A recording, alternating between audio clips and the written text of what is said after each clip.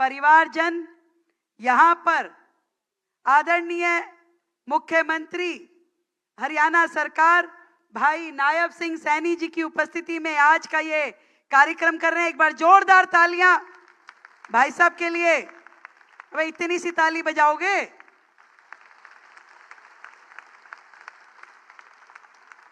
और ये बजवानी जरूरी है। वो कहेंगे रेखा मेरे बाद आई और मेरे से पहले जान की तैयारी कर रही है, इसलिए बजवाई है। अब मैं बता दूं, बहन तो हो गई ऐसी है, वो जैसे ही काम निपटे वो कहे अच्छा मैं चलूं, आगे भी काम है मेरे घर। तो घर संभालना ज्यादा जरूरी है भाई साहब। तो आपने तो पहले बड़ा प्रांत संभाल रखा है, हमारा छोटा सा प्रांत है और 27 साल बाद मिला है। तो हम पर उसको लाने में इन सबकी भूमिका बहुत बड़ी है भाई, बहुत बड़ी भूमिका। आज इस मंच के माध्यम से आप सभी को दिल की गहराई से धन्यवाद देती हूं और धन्यवाद साथ में दूंगी आदरणीय हमारे दिल्ली प्रदेश भारतीय जनता पार्टी के अध्यक्ष भाई वीरेंद्र सचदेवा जी का, जिन्होंने हम एक आपकी वैश्य बहन को चुनकर, अग्रवाल समाज की बहन को चुनकर के पहली मुख्यमंत्री जो अग्रवाल समाज से है उसको आने का मौका दिया।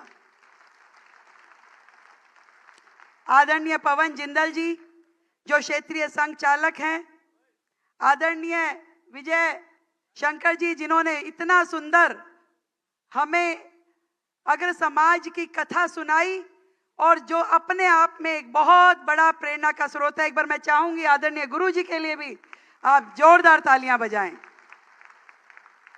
आदरणीय एस.एस. अग्रवाल जी को प्रणाम करती हूं और आज के इस कार्यक्रम के आयोजन करता भाई असीम गोयल जी, नरेश एरन जी, सुनील मित्तन जी और पूरी टीम, उन सब के लिए एक बार जोरदार तालियां बजा करके आप लोग अभिनंदन करें। मंच पे अनेक बड़ी बड़ी हस्तियां बैठी हैं, भाई घनश्याम जावेरी जी, सत्यभूषण जैन जी, दीपक सिंगल जी, अनिल गोयल जी, मनोज जिंदल जी, राज जैन जी, नंदकिशोर अग्रवाल जी, अशोक अग्रवाल जी, गोपाल शरण गर्ग जी और हमारी दीदी जी।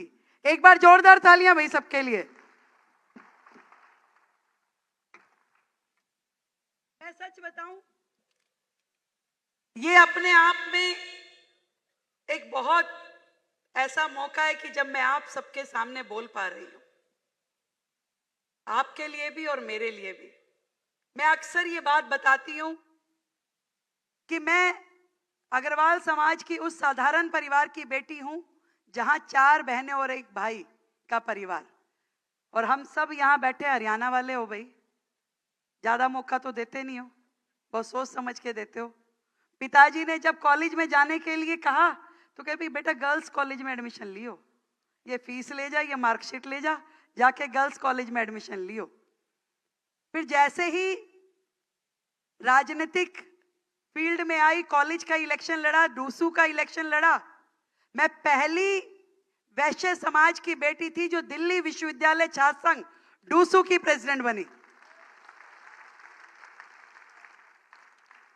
पिताजी तो खुश थे पर मां बहुत नाराज हुई, इतनी नाराज हुई कि 4 दिन तक तो पिताजी से बात नहीं करी।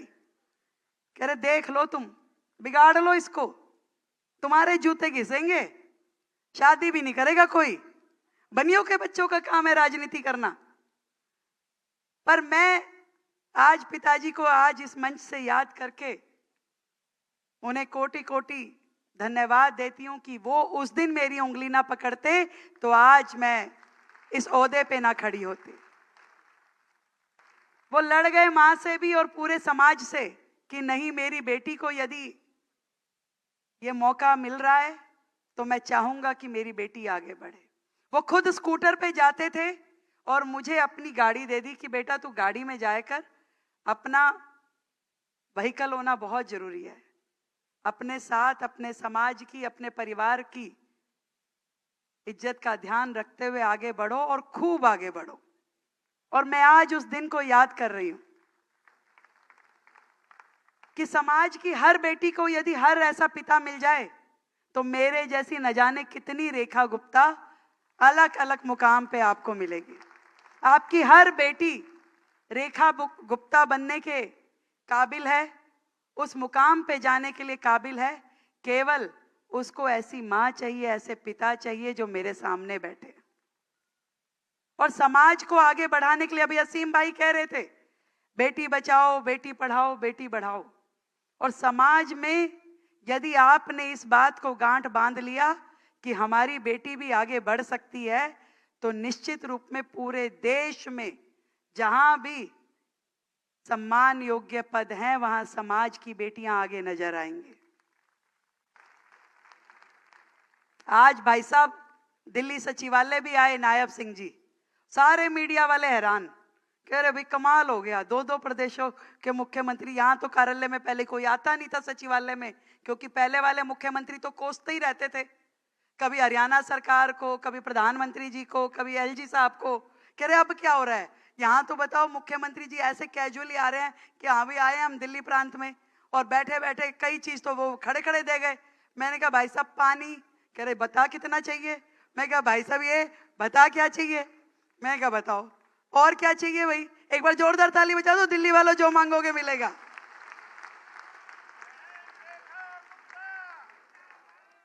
और ये बता दूं भाई, सारे हरियाणा के लोग बैठे हो, भाई बहन मिला के दोनों जन दोनों प्रदेशों में धुआं सा उठा देंगे भाई।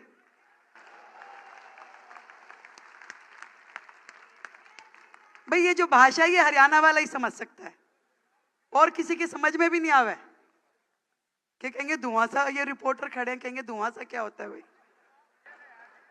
ये कल अखबार में छप सकता है कि रेखा गुप्ता मुख्यमंत्री जी ने कहा धुआं सा उठा देंगे, वो भी ये नहीं समझ में। धुआं